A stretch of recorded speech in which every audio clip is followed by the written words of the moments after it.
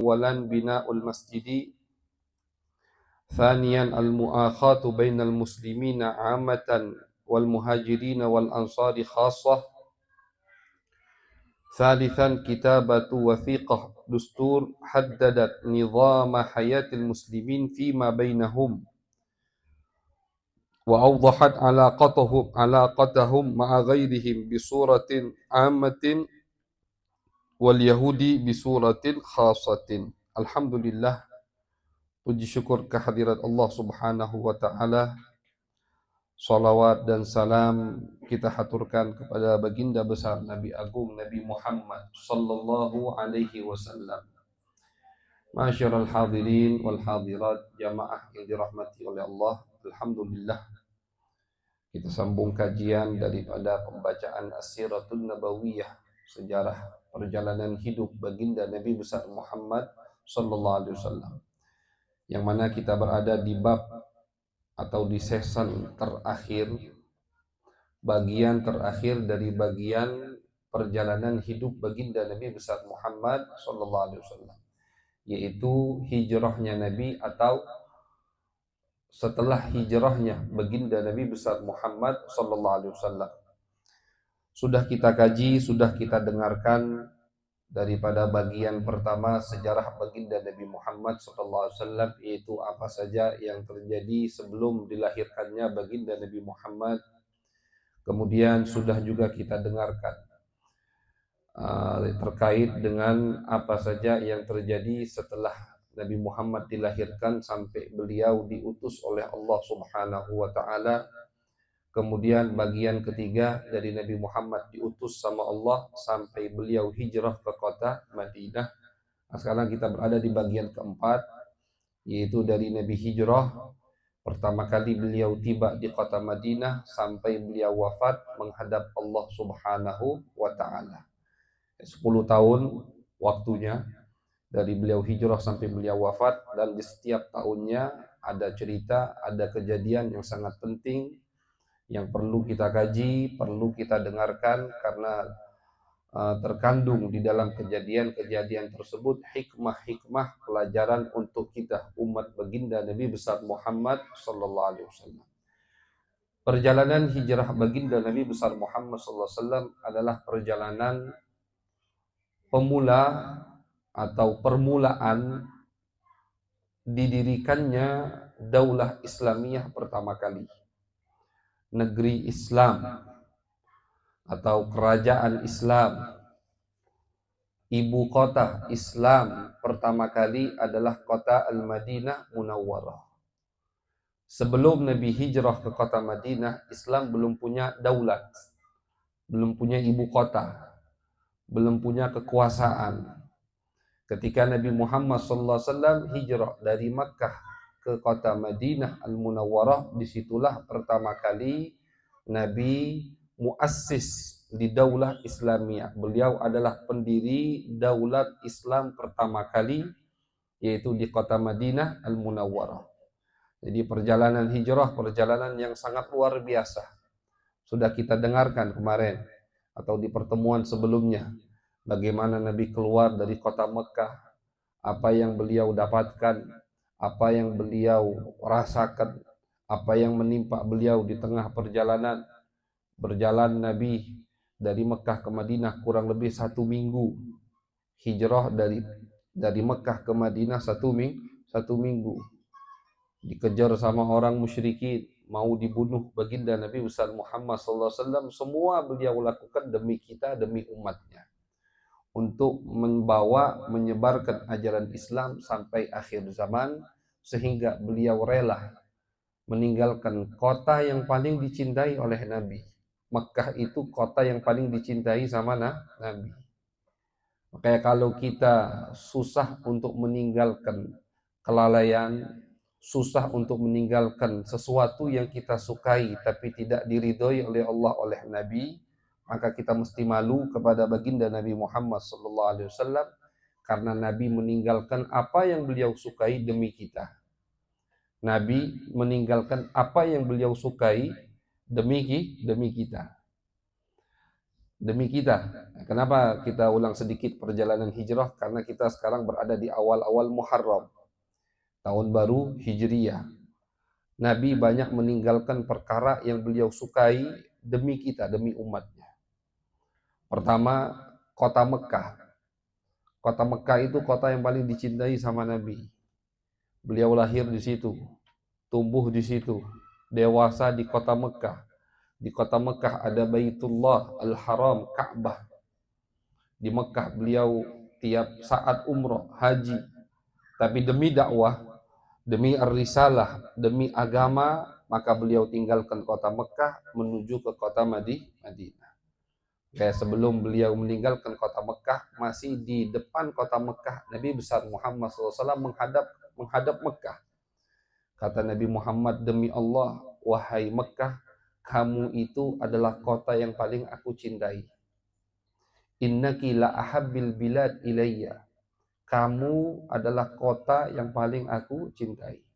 Kalau bukan karena dakwah, kalau bukan karena tugas dari Allah, aku tidak akan meninggalkanmu. Sambil Nabi sedih meninggalkan kota Mekah. Ya Allah, habib ilaina al-Madinah kama habbabta ilaina Makkah. Ya Allah, jadikanlah Madinah juga kami cintai sebagaimana engkau menjadikan kami cinta kepada Mekah. Doa Nabi Muhammad sallallahu alaihi wasallam. Kota tercinta beliau tinggalkan demi umatnya. Adapun kalau ibadah rutinan itu banyak sekali atau sering kita dapatkan di dalam kitab-kitab hadis, rutinan baginda Nabi Muhammad ditinggalkan sama beliau karena takut diwajibkan untuk kita umatnya. Jadi Nabi mikiri kita. Nabi suka ini amalan. Dirutinkan sama Nabi Muhammad SAW. Tapi akhirnya ditinggalkan sama Nabi karena takut nanti diwajibkan sama Allah untuk kita. Jadi dari 15 abad yang lalu atau 14 abad yang lalu, Nabi besar Muhammad SAW sudah mikirkan umatnya. Salat tarawih beliau tinggalkan berjamaah karena takut diwajibkan untuk kita, beliau tinggalkan.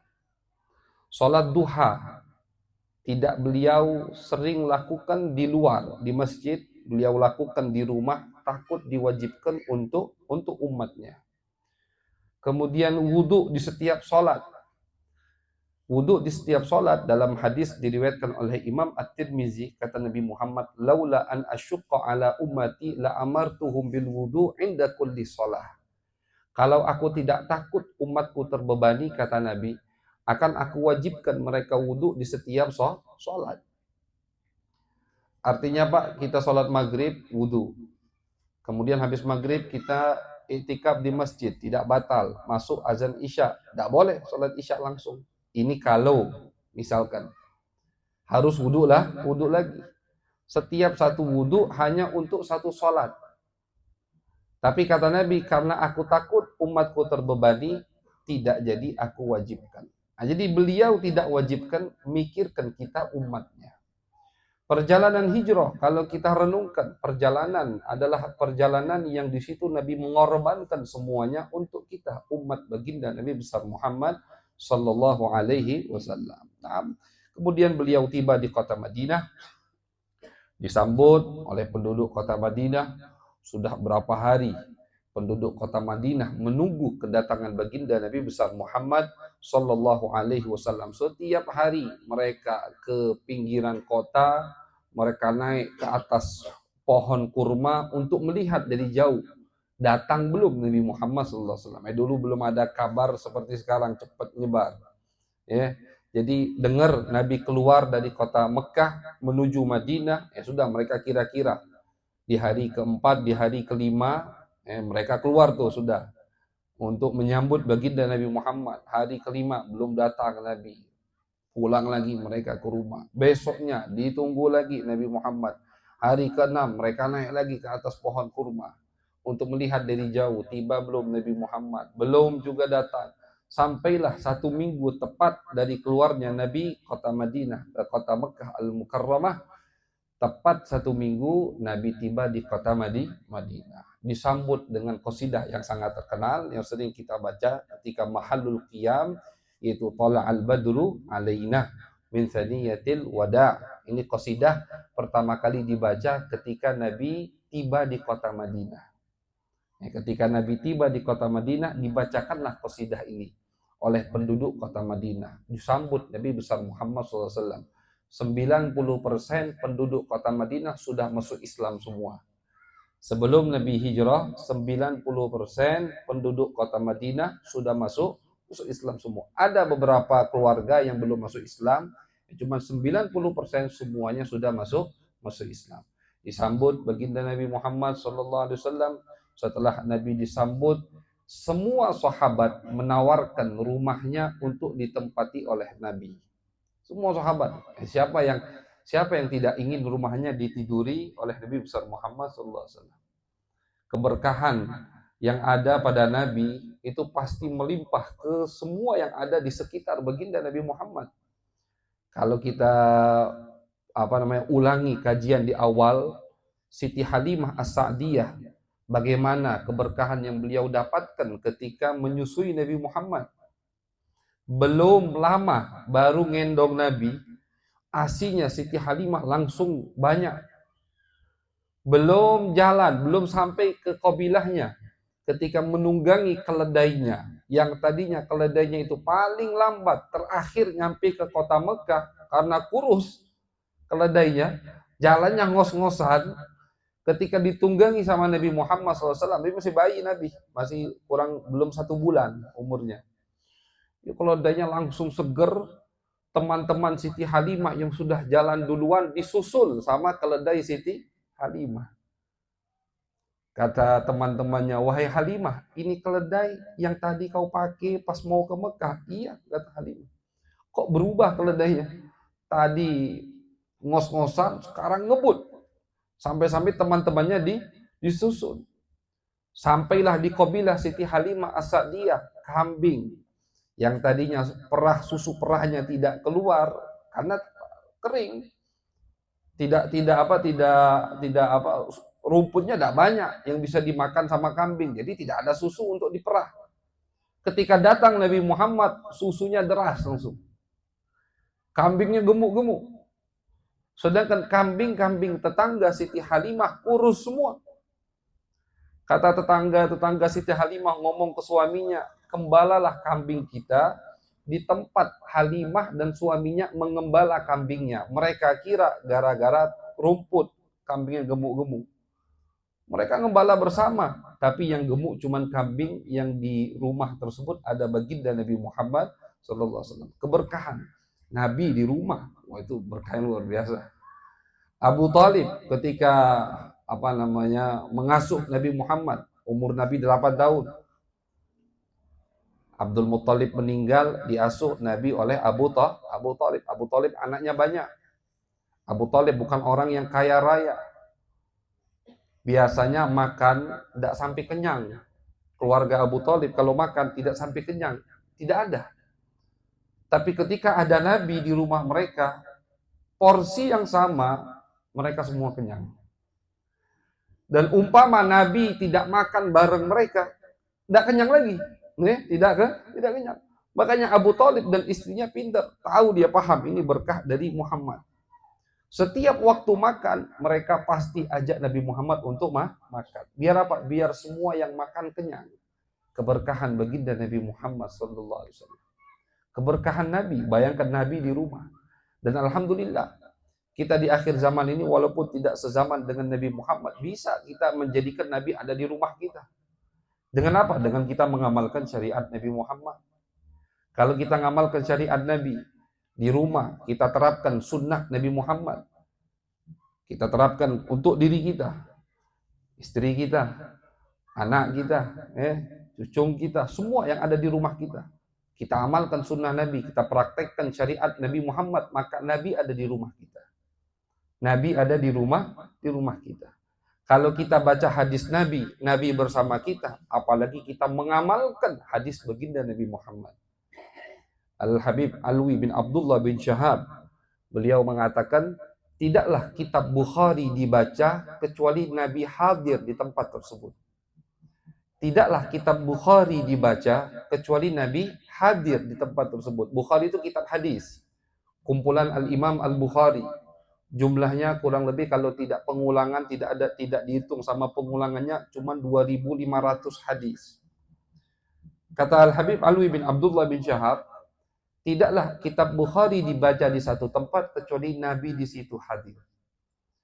Ada ulama lagi mengatakan, barang siapa yang punya Sunan Tirmizi di rumahnya, maka seakan-akan Nabi sedang berbicara di rumahnya. Kitab Tirmizi, Sunan Al-Imam At-Tirmizi, termasuk Kutubus Sittah, 6 kitab hadis yang terkenal. Punya kitab itu, seakan-akan Nabi berbicara di rumahnya. Artinya ada Nabi di rumahnya. Lah ini kita punya kitabnya, kita baca hadisnya. Bagaimana kalau kita ngamalkan hadisnya? Kita amalkan sunnahnya, kita praktekkan, kita terapkan syariat Nabi Muhammad di dalam rumah kita, pasti rumah tersebut berkah dengan keberkahan baginda Nabi Muhammad Sallallahu Alaihi Wasallam. Jadi jangan sedih, jangan kecil hati. Enak sahabat sezaman sama Nabi, mereka bisa mendapatkan keberkahan Nabi Muhammad. Kita tidak sezaman sama Nabi, susah dapat bertidak. Banyak peninggalan Nabi Muhammad yang mana kalau kita amalkan, kita ambil, maka Nabi bersama kita. Kita salawat, Nabi bersama kita. Kita baca Al-Quran, Nabi bersama kita. Kita zikir, kita sholat, kita puasa, kita bersedekah, semua amalan kalau kita lakukan, maka Nabi bersama kita. Dan orang yang dibersamai sama Nabi Muhammad, tentu hidupnya penuh dengan keberkahan. Halimah mendapatkan keberkahan berkat Nabi Muhammad. Abu Talib mendapatkan keberkahan berkat Nabi Muhammad. Begitu juga para sahabat. Nah, makanya mereka ketika Nabi datang ke kota Madinah, semua sahabat menawarkan rumahnya. Ya Rasulullah, ke rumah mana? Ya Rasulullah, ke rumah mana? Bayangkan, ini ratusan sahabat nawari rumah ke Nabi. Akhirnya kata Nabi Muhammad SAW, da'uha fa innaha ma'murah. Nabi di atas onta. Onta beliau warnanya putih. Naqatuhu bayda, warnanya putih. Nabi di atas onta. Ontanya Nabi direbutkan sama sahabat. Ya Rasulullah, kata Nabi, jangan direbut-rebutkan. Biarkan onta ini milih tempat sendiri. Kata Nabi, dia bisa milih tempatnya sendiri. Nah udah, jadi lebih adil begitu. Bukan aku yang milih, kata Nabi, onta ini yang milih. Nah, onta ini yang diriwayatkan ketika Nabi wafat, dia juga mati. Onta tadi tidak mau ditunggangi oleh selain baginda Nabi Muhammad SAW. Onta yang ditunggangi sama Nabi ketika beliau hijrah dari Mekah ke Madinah. Ketika Nabi wafat, onta ini juga mati. Diriwayatkan ada riwayat menyebutkan nyemplungkan dirinya ke dalam sumur biar mati juga. Karena Nabi wafat, onta ini. Jalan onta ini. Sahabat mengikuti onta ini. Jalan di atasnya Nabi. Sampailah akhirnya onta tadi memilih sepetak tanah lapang yang kosong. Duduk di situ onta. Ontanya duduk. Berdiri lagi ontanya. Artinya mulainya dari sini. Jalan lagi. Duduk di tempat atau di depannya. Di tempat berikutnya. Kata Nabi, kalau begitu ini tempat masjid dan rumah yang akan aku bangun. Jadi itu tempat, jadi letak Masjid Nabawi sekarang dan rumah istri-istri Nabi yang ada di sekitaran Masjid Nabawi. Kalau sekarang cuma ada rumah Siti Aisyah, di situ ada makam Nabi Muhammad SAW. Itu yang menentukannya onta. Yang menentukannya onta. Fa innaha ma'murah. Kata Nabi, onta ini dapat ilham dari Allah, bisa milih tempat sendiri. Akhirnya onta tadi jalan, memilih tanah lapang yang kosong. Disitulah dipilih sama onta untuk dibangun masjid Nabi dan dibangun rumah baginda Nabi Muhammad SAW. Ternyata tanah tadi punya 2 anak yatim. Kata Nabi, siapa yang punya tanah ini? Pamannya yang jawab. Paman dari 2 anak yatim ini sahabat yang bernama As'ad bin Zurarah. As'ad bin Zurarah. Kata As'ad, ya Rasulullah, tanah ini punya keponakanku. Yatim ya Rasulullah, 2 anak yatim. Dipanggil sama Nabi, 2 anak tadi. Kata Nabi Muhammad, jual tanah ini kepadaku, aku beli. Kata 2 anak ini, tidak ya Rasulullah, hadiah sama Nabi, tidak mungkin dijual. Hadiah ya Rasulullah? Tidak, kata Nabi. Jual pokoknya. Samin, hargakan berapa? Akhirnya singkat cerita mereka tidak mau jual. Nabi maksa, suruh jual. Akhirnya dijual dengan harga 10 dinar. Dibeli itu. Dibeli sama baginda Nabi Muhammad sallallahu alaihi wasallam. Nah, subhanallah, ternyata dari tanah kosong tadi, rumah yang paling dekat adalah rumah Abu Ayyub Al-Ansari. Abu Ayyub Al-Ansari, rumah paling dekat dengan lokasi tanah, kan tanahnya masih kosong, belum ada bangunan. Nah, terus Nabi tinggal di mana? Nah, jadi rumah yang paling dekat dengan tanah kosong yang akan dibangun masjid dan rumah Nabi adalah rumah sahabat yang bernama Abu Ayyub Al-Ansari. Kata Alhamdulillah, kata Abu Ayyub, ya Rasulullah, paling dekat dari tanah ini rumah mana? Ya sudah, kata Nabi, kalau begitu aku tinggal di rumahmu. Nah, ini keberkahan yang didapati oleh Abu Ayyub Al-Ansari. Diriwayatkan selama 6 bulan Nabi tinggal di rumahnya.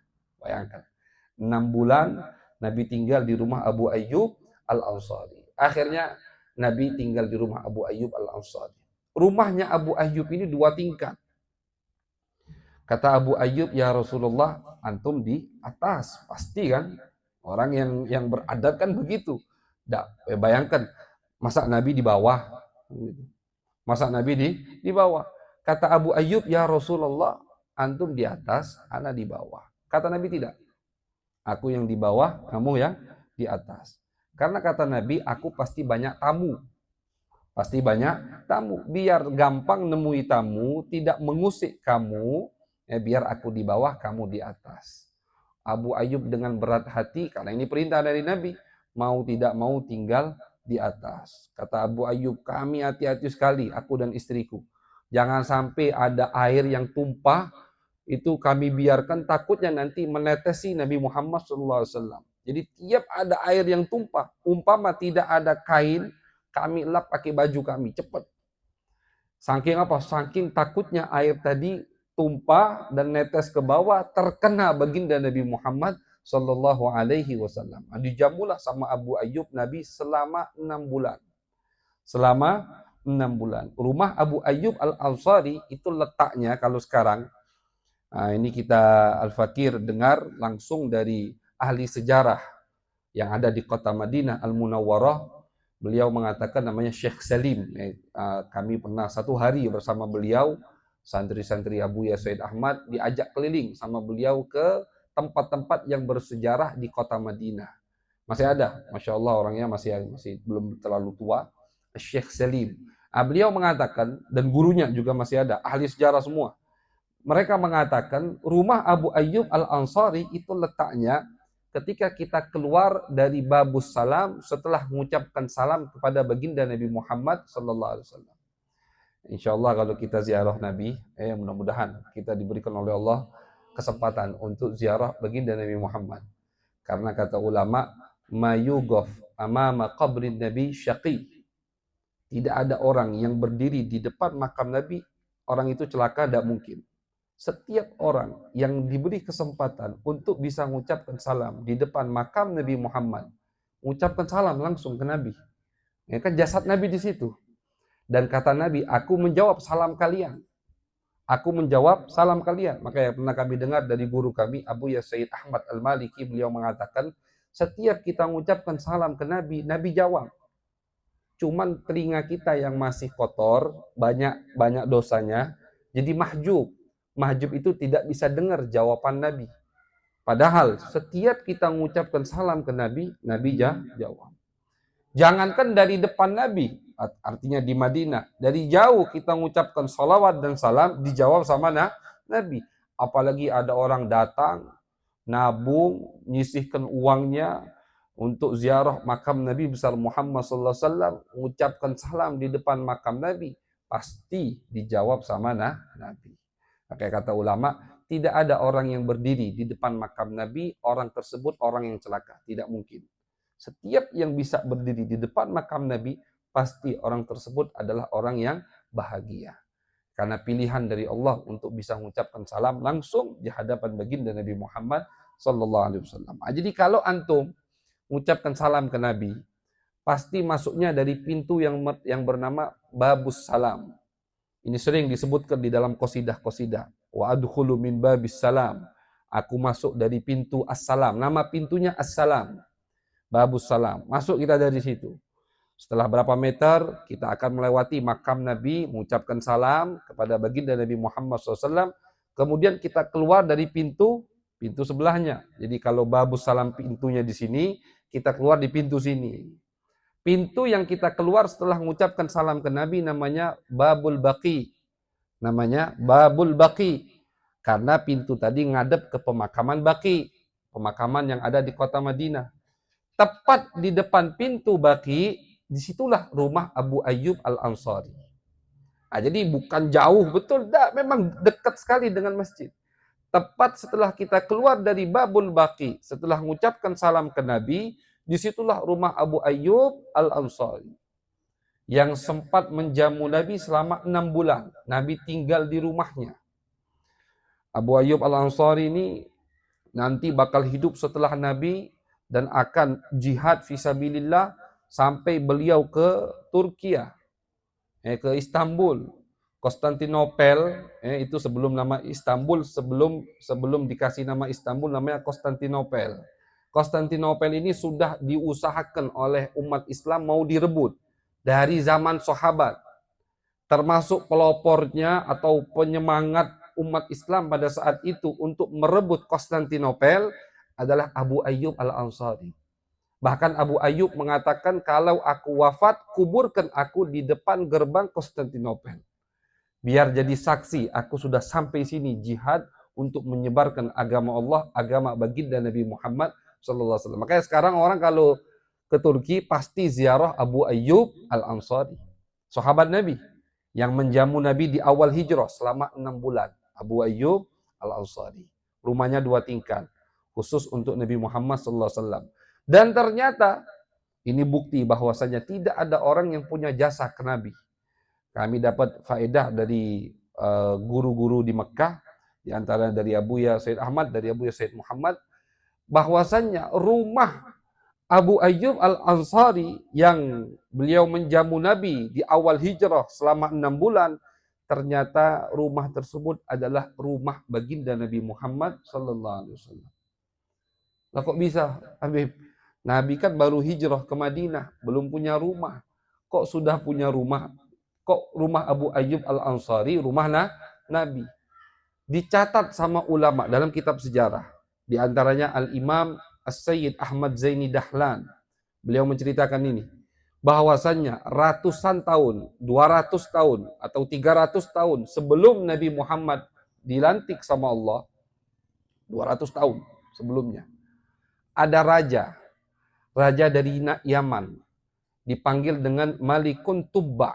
Tubba ini nama raja, setiap raja yang menjabat di Yaman itu dipanggil dengan Tubba. Namanya siapa? Allah alam, lupa Al-Faqir.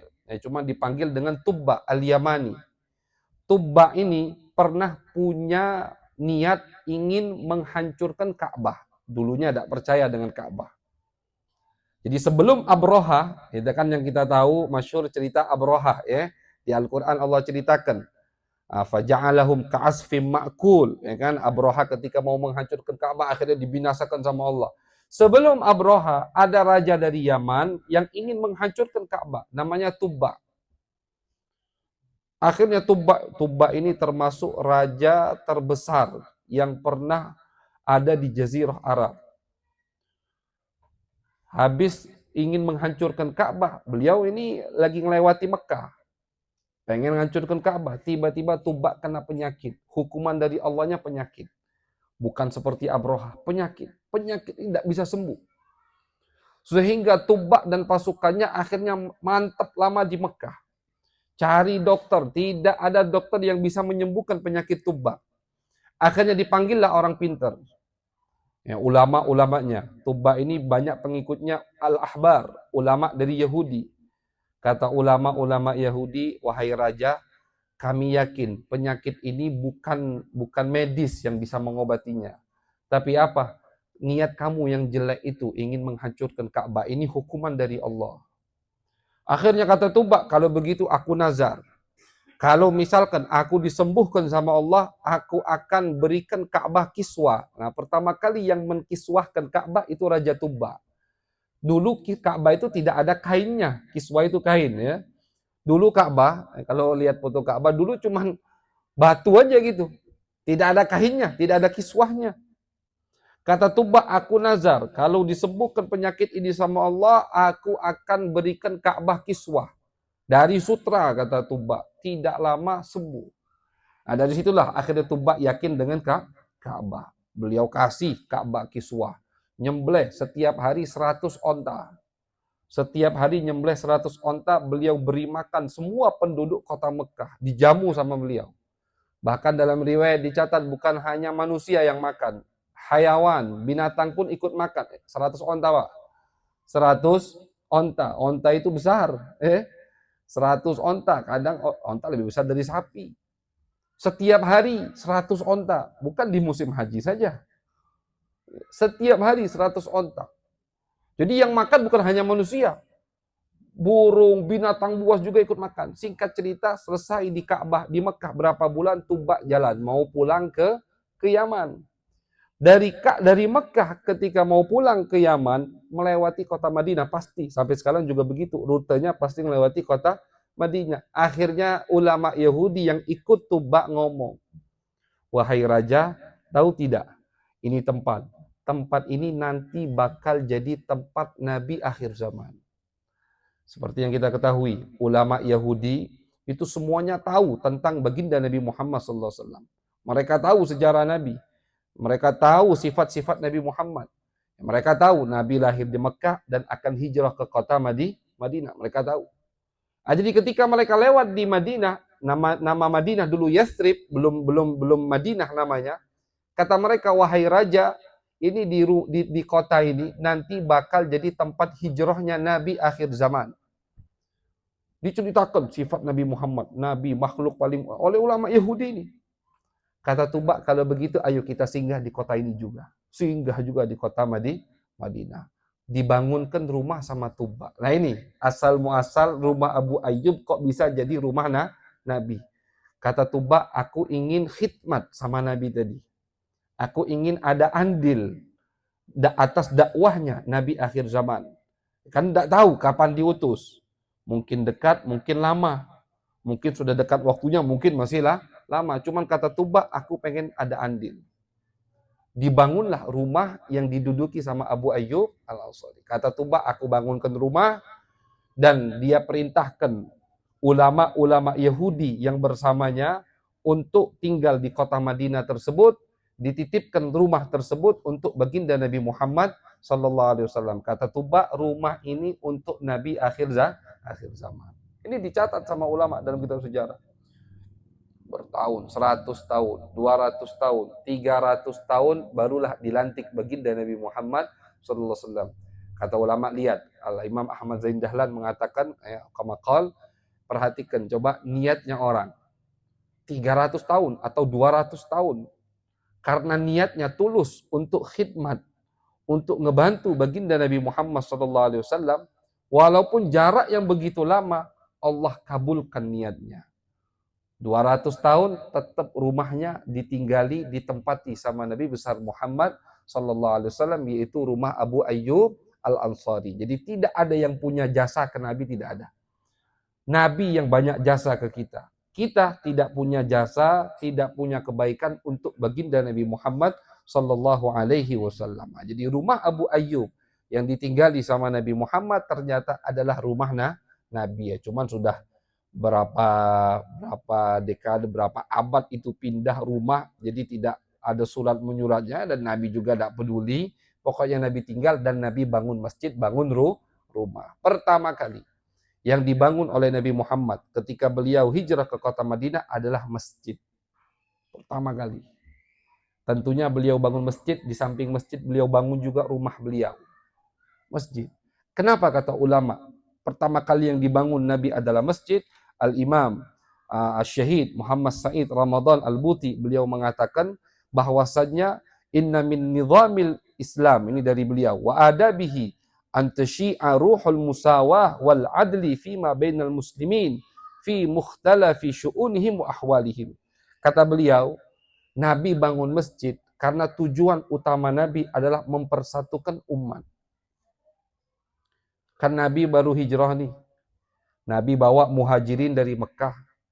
Di Madinah ada Al-Ansar. Al-Ansar pun ada dua kubu, dua kabilah. Ada kabilah Aus, ada kabilah Khazraj. Yang mana sebelumnya mereka ini 120 tahun bermusuhan. Bayangin. Kabilah Aus dan kabilah Khazraj. Aus nama orang, Khazraj nama orang, kakak adik. Cuman anak keturunannya musuhan. Permusuhan ini kata ulama berlanjut selama 120 tahun. Jadi tidak nanggung-nanggung. Diwarisi pemusuhannya. Siapa yang menyatukan mereka? Nabi besar Muhammad sallallahu alaihi wasallam. Makanya di dalam Al-Qur'an Allah kasih tahu mereka, Allah ingatkan. Ingat kata Allah, "Idz kuntum a'daan fa'allafa bainakum." Ingat kata Allah ketika kalian saling memusuhi, saling memerangi, saling membunuh. Siapa yang mempersatukan kalian? Allah melalui baginda Nabi besar Muhammad sallallahu alaihi wasallam. Permusuhan 120 tahun bisa jadi bersatu. Mereka lupa permusuhan tersebut hanya dengan adanya baginda Nabi Muhammad sallallahu alaihi wasallam. Nah, jadi di Madinah ada dua kabilah besar yang dulunya bermusuhan. Yang dibawa sama Nabi dari Mekah, orang Quraisy. Juga punya wataknya masing-masing. Kabilahnya juga macam-macam. Ada dari kabilah ini, ada dari kabilah itu. Nah ini perlu disatukan, perlu wadah. Tidak ada tempat yang lebih afdal, lebih bagus, lebih sempurna untuk mempersatukan mereka selain masjid. Makanya dibangun masjid. Jadi masjid itu fungsinya bukan hanya untuk sholat. Bukan hanya untuk sholat. Dibangun masjid sama Nabi, masjid itu bangunan sentral istilahnya kalau sekarang. Apa-apa di masjid. Nabi mau membacakan wahyu yang baru turun, ya di masjid. Nabi buka majelis fatwa, istilahnya ada sahabat yang ingin bertanya macam-macam, ya di masjid. Nabi ngatur strategi perang, al-harb, di mana? Di masjid. Nabi bagi rampasan perang juga di masjid. Bagi zakat di masjid. Semua di masjid. Jadi masjid itu bukan hanya tempat sholat. Nah, kalau kita maka ini perlu dipelajari sama ketua-ketua masjid di akhir zaman ini. Banyak ketua masjid itu pengennya masjidnya bagus, cuman hati-hati Pak, bahkan melukis-lukis masjid itu khilaf ulama. Ada sebagian ulama kalau lukisannya, hiasannya bukan ayat suci Al-Quran, tidak boleh. Iya. Karena kata ulama bakal bikin fitnah malahan. Apalagi di arah kiblat, terkhusus di arah kiblat kata ulama, disebut ke sini oleh Imam Al-Buti. Terkhusus di arah kiblat itu jangan banyak hiasannya. Terlebih kalau ukirannya itu bukan kaligrafinya, bukan ayat suci Al-Quran. Makruh hukumnya, minimal makruh, tidak dianjurkan. Nah sekarang banyak pengurus-pengurus masjid, ini bukan hanya di Bangka ya, di Palembang juga banyak.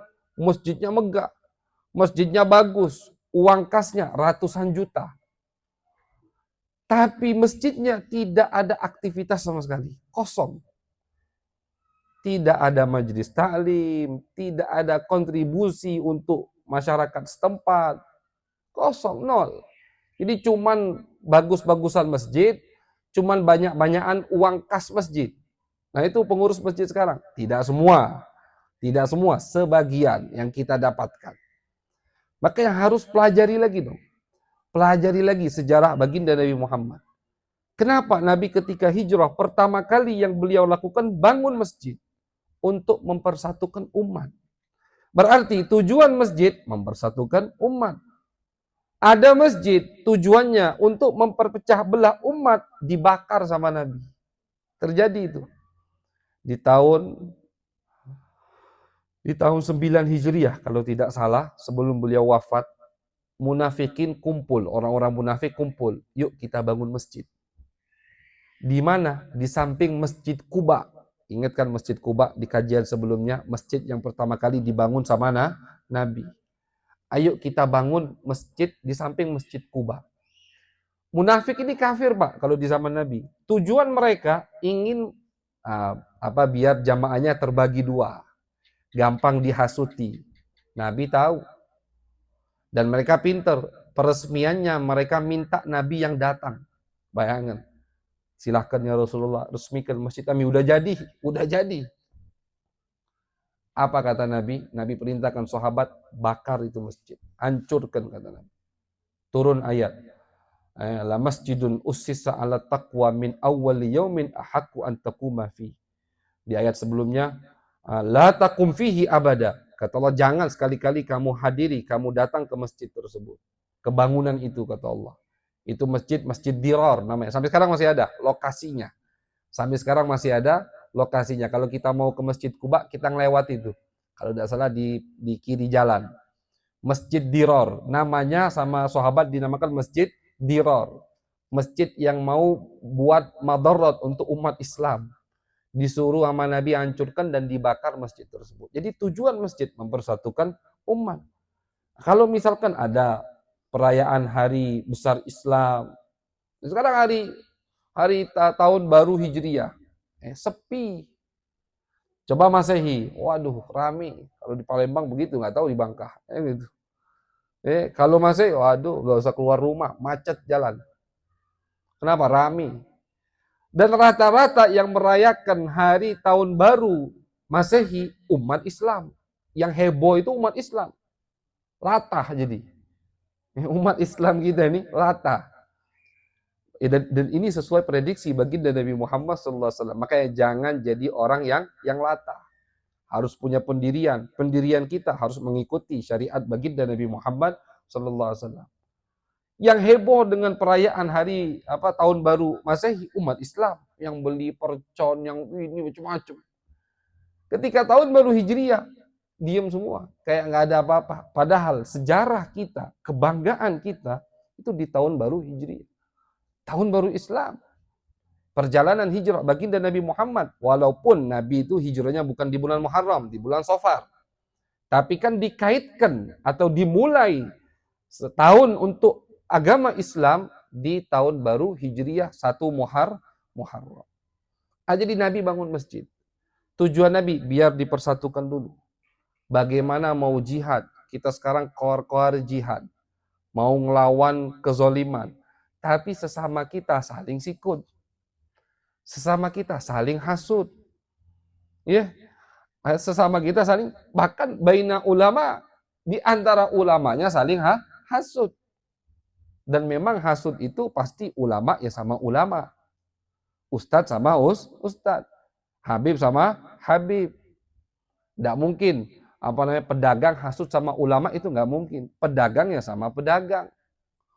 Yang punya kebun sawit sama tetangganya yang punya kebun sawit. Kan begitu. Hasud begitu. Imam Ghazali, ini dibahas sama Imam Ghazali dalam kitab Ihya beliau. Hasud itu dari jinsihim, dari satu jenis pasti. Yang punya ilmu hasud dengan yang punya ilmu. Tidak mungkin, kata Imam Ghazali, yang punya harta hasud dengan yang punya ilmu. Dah. Yang kaya hasud sama yang kaya. Nah, kalau hati kita saling tabagut, saling tahasud, tidak mutahabin fillah, bagaimana bisa bersatu? Makanya pertama kali yang dibangun sama Nabi masjid, agar apa? Minimal 5 kali dalam satu hari mereka berkumpul, kata Nabi Muhammad, untuk sholat. Nah, di situ barisan mereka rapi. Nabi perintahkan sholat barisannya rapi. Kata Nabi, hati-hati, barisannya tidak boleh tidak rapi, nanti hatinya tidak bersatu. Itu tujuan Nabi Muhammad agar hatinya bersatu. Nah, dibangunlah masjid, dan ulama sejarah mencatat bahwasannya ketika Nabi membangun masjid, Nabi ikut bangun masjid. Nabi ikut kerja. Nabi ikut kerja, ikut bawa batu, ikut nyemen. Walaupun bangunan masjid Nabi bukan seperti bangunan masjid kita sekarang. Masjid kita sekarang kan repot bangunnya. Nabi dulu tidak. Tiangnya itu dari pohon kurma. Masjid Nabi pertama kali dibangun sama beliau, lebarnya itu 30 kali 30 persegi. 30 kali 30. Itu masjid pertama kali yang dibangun sama Nabi. Tiangnya dari pohon kurma. Atapnya itu dari itu tuh, kayak batang sawit itu. Dari apa namanya? Dari pelopak korma, atapnya itu. Jadi kalau hujan ya basah masih. Kalau hujan basah hanya untuk menaungi mereka dari panasnya terik matahari. Atapnya dari itu. Tiangnya dari pohon kurma, atapnya dari pelopak kurma. Dindingnya dibangun sedikit sama Nabi dari batu dindingnya. 30 kali 30. Di tahun 7 Hijriah disebutkan di sebagian kitab sejarah, tidak semua kitab sejarah menyebutkan ini. Di tahun 7 Hijriah setelah peperangan Khaybar nanti bakal kita lewati, sama Nabi diperluas, ditambah 20 kali 20, jadi 50 kali 5, 50. Ini di zaman Nabi. 50 kali 50. Di zaman baginda Nabi Muhammad sallallahu alaihi wasallam. Dan masjid Nabi itu, Pak, dikelilingi sama rumah-rumah Nabi. Rumah istri-istri Nabi. Jadi Nabi punya rumah nyambung ke masjid. Pintu belakang langsung masuk ke masjid, pintu depan keluar ke jalan. Itu gambaran bagaimana kita bisa membayangkan masjid di zaman baginda Nabi Muhammad sallallahu alaihi wasallam. Kita kalau sekarang sholat di masjid Nabi, di masjid yang dibangun sama Nabi, yang ada raudhahnya itu, ya. Sebelah kiri kan rumah Nabi itu. Sebelah kiri rumah Nabi. Kita ngadep kiblat, sebelah kiri kita rumah Nabi, makam Nabi. Itu ada pintu. Itulah pintu yang Nabi suka keluar dari rumah ke masjid. Langsung jadi buka pintu masjid. Ada jendela, Nabi suka lihat di situ. Makmum udah full belum? Udah full, Nabi keluar. Sholat di situ, pintu. Itu rumah Siti Aisyah. Di sampingnya rumah Siti Fatimah yang sekarang masih ada. Jadi bangunan kotak rumah yang ada makam Nabi itu bukan satu rumah, dua rumah. Rumah Siti Aisyah dan rumah Siti Fatimah. Juga di situ ada pintu ke masjid, ada pintu keluar. Cuman yang ditetapkan sekarang pintu yang keluar. Dan di situ semua, sekeliling itu rumah istri-istri baginda Nabi Muhammad dan rumah sahabat. Itu masjid di zaman baginda Nabi Muhammad sallallahu alaihi wasallam. Di zaman Abu Bakar tidak ada peluasan untuk Masjid Nabawi, masjid yang pertama kali dibangun, yang kedua kali dibangun sama Nabi. Di zaman Umar bin Khattab ada peluasan. Sama Sayyidina Umar diluaskan, hanya diluaskan. Tidak ada perubahan bangunan. Tiangnya masih pakai pohon kurma, atapnya masih pakai pelopak kurma. Tidak ada perubahan. Di zaman Sayyidina Utsman baru pertama kali renovasi besar-besaran untuk Masjid Nabawi. Sama beliau dibangun pakai pondasi. Tiangnya tidak pakai pohon kurma lagi. Atapnya dibangun sama Sayyidina Utsman dengan atap yang bisa menaungi dari hujan. Terus setiap khalifah pasti ada andil dalam merenovasi Masjid An-Nabawi, masjid yang sangat mulia. Salat di situ dilipat gandakan 10.000 kali lipat. Masjid yang dibangun oleh baginda Nabi besar Muhammad sallallahu alaihi wasallam. Kemudian setelah membangun masjid nanti ada permasalahan atau kajian, Nabi akan mempersatukan, mempersaudarakan umat Islam. Insyaallah akan kita kaji di pertemuan yang mendatang. Mudah-mudahan kita bisa ziarah ke makam baginda Nabi Muhammad sallallahu alaihi wasallam, bisa sholat di masjid Nabi Muhammad sallallahu alaihi wasallam. Bisa kita mengucapkan salam di depan makam Nabi Muhammad sallallahu alaihi wasallam fi khairin lutfin wa afiyah. Amin ya rabbal alamin. Yang penting niat, Pak, Bu, yang penting niat. Jangan Habib susah aku mau umroh, susah aku mau haji, mustahil. Niat.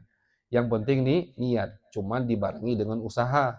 Jangan cuma niat tidak ada usaha. Niat dan dibarengi dengan usaha. Niat tulus, pengen haji, pengen umroh, pengen ziarah makam baginda Nabi Muhammad sallallahu alaihi wasallam, dibarengi dengan usaha semampu kita, insya Allah akan dikabulkan oleh Allah Subhanahu wa taala. Amin ya rabbal alamin. Sallallahu alaihi wasallam Muhammad wa ala alihi wa sahbihi wa baraka wasallam. Walhamdulillahi rabbil alamin.